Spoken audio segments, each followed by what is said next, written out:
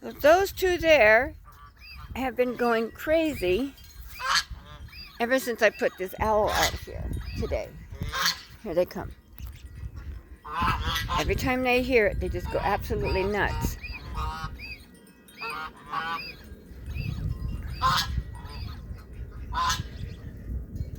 It's to protect them. It's to keep falcons and other owls and hawks away.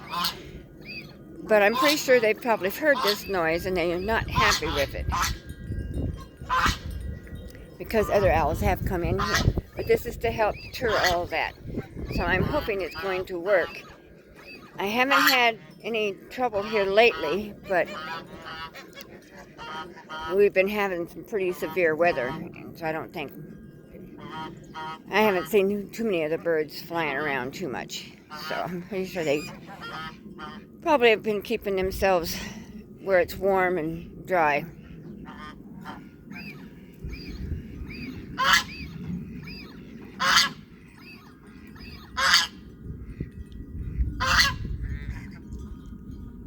Even the buff geese went nuts when I first brought it out here. They've calmed down a little bit, but this one, and I think that's the female, she has been going crazy.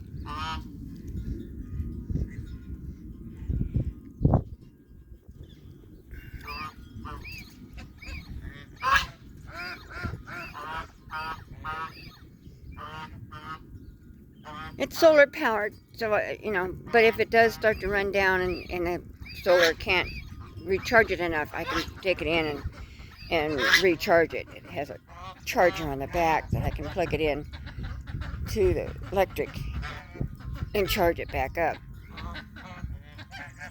So I am hoping that this is going to work.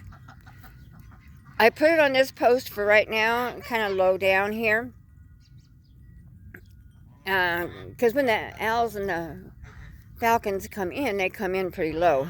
So I thought this would help, because it has a sensor on it, and that's what makes it head moving and make noise, make a calling. This is what they call a snow owl.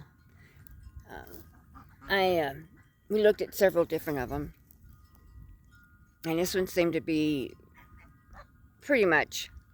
I'm pretty sure we have the horned owls here, and barn owls, and although they're saying the barred owls are an invasive species, and so now they want everybody to kill them off.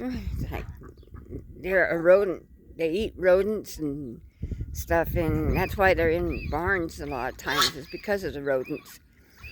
And in fields and all. That's like the hawks. They're in the fields eating mice and snakes and rats and squirrels and rabbits, and so they're doing that as well. So I think just leave the owls alone. Just don't be killing them off. I don't care if they're invasive or not. It's just like the mullein plant here in Oregon. It's supposed to be an invasive species, but it's everywhere. I mean, it's everywhere here in Oregon. And it has a lot of medical benefits. Plus, it's been used for bathroom tissue. So let's kind of keep it around, because we might need it again someday. With all these rumors that are going around, we just might need it. It has a very soft, fuzzy leaf. So, but with this owl, it's on a post. It's low.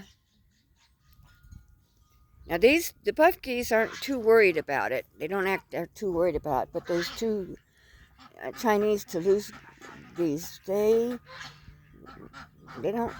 They were pretty much aggravated with it.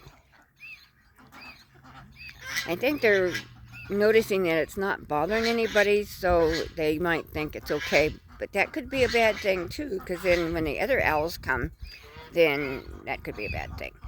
So we have good and bad here. They were inside this pen. I'm thinking about making this pen bigger, but I think it's just going to be for like maybe the younger goslings or something like that. And then out further, I'll make a bigger pen for the geese and the ducks to be in. with a winter house. So I'm going to try and have like a winter section for them, and then a summer section for them where they can be out eating the grass and weeds and what have you. And then in the winter they'll have a big run along with the building, so they can go into the building at night and come out during the day, especially like when it's snowing and stuff. Everything will be kind of connected together. The summer field will be connected kind of to the winter field, so I just have to chase them from one field to the other. And then that way they won't, they will be in a shelter during the winter.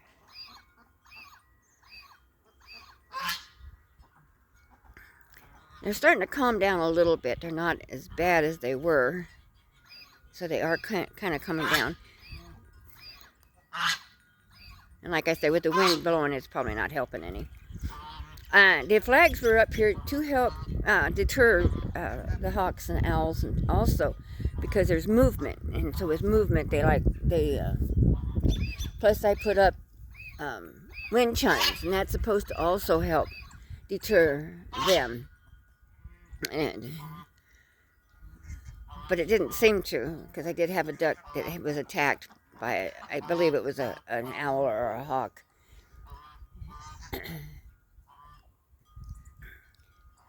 Now I have the chicken pen with the electric all the way around it, and it works. I bent down to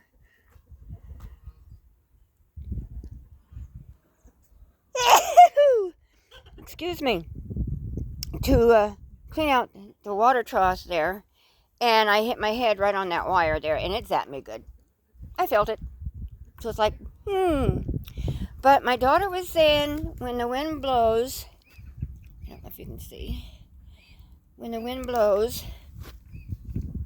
just the wire, she says, has been touching the other wire, but I'm not seeing it. But I will get some more of these insulators here. I'll get some more of these insulators here and put on here so it's not hitting the wire or touching the wire and shorting out, because I don't need it to short out. And it's working. Excuse me. I haven't lost a chicken since I put it up. So I have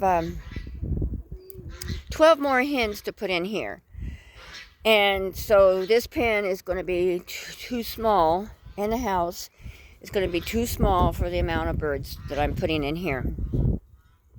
Because I am going to be putting in some Jersey Giants and some more Brahmas, and my granddaughter wants some more of the Americanas, so I thought I could do that. And see, I'm not seeing where it's hitting the wire anywhere. Maybe down here when the wind blows.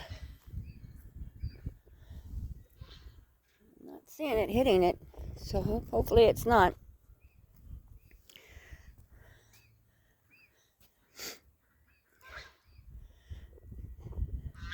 So yeah, this has been working really well.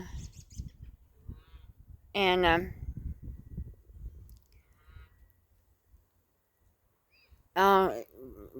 that rooster that we have in here, he's probably going to go out. Oh, and my daughter wanted some more of the black coochins, because they are really good for wanting to set, and so she wanted a couple of hens that would set. So with the coochins and the Brahmas and the Jersey Giants and the blue sapphires that I have, and then the other hens that I have, is going to be way too many for this small pen. This is only for like 12 to 15 hens. That's all it was made for. I wasn't planning on having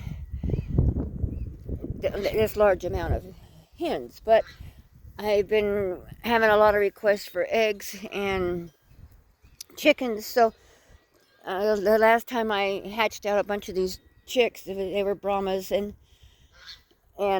mixed. If you look at some of my other videos, you'll see them. And so I sold a lot of those. And then we're also going to get some more turkeys. My daughter wants some more turkeys. She wants to get a turkey for Fred, and a hen for Fred, because Fred is a royal palm. And so she wants a royal palm for him. And the only way you can get turkeys is to buy 16, I think they said. 15 turkeys. And so I thought I would buy 8 of the reds and 8 of the royal palms. And that way I had 16. And that way we would have hens. And I only want to keep maybe 3 hens out of each of these to raise for us. And then the rest I'll probably sell or butcher. I'll probably do a lot of freezer camp with them, with the other ones, because I don't need 19 hens or 19 turkeys. I don't need that many. And what we did is we put the blue sapphires in with these guys. I can't even remember the name of these hens. And the blue sapphires, they kind of belong to the barred rock chickens. And I'm not sure, but I think these are too. I think these are part of them also. And the blue sapphire, they're in the building. And when we caught them, they didn't run away from us. They didn't fight us or anything like. They just walked right up to us and we caught them. It's like they were pets or something. So, if you want a real friendly hen, I would suggest these blue sapphire gems. Anyway, please make a comment. Please subscribe. Push the like or not like button. And we will catch you on the flip side.